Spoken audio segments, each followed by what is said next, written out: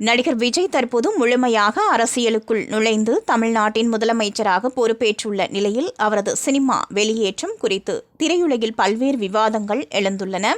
இந்த சூழலில் விஜய் விட்டு சென்ற சினிமா இடத்தை யார் நிரப்புவார்கள் என்ற கேள்வியும் ரசிகர்கள் மத்தியில் பரவலாக பேசப்படுகிறது.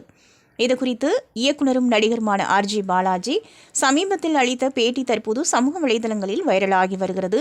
அதில் அவர் கூறியதாவது: விஜய் சினிமாவை விட்டு அரசியலுக்கு சென்றதால் தமிழ் சினிமாவில் எந்தவித வெற்றிடமும் உருவாகாது.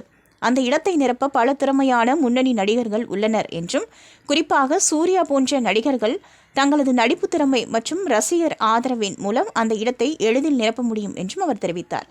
சூர்யாவின் கருப்பு திரைப்படமும் நல்ல வரவேற்பு பெற்று வரும் நிலையில் தமிழ் சினிமாவில் புதிய கதைகள் மற்றும் புதிய நட்சத்திரங்களின் எழுச்சி தொடரும் எனவும் அவர் நம்பிக்கை தெரிவித்தார்.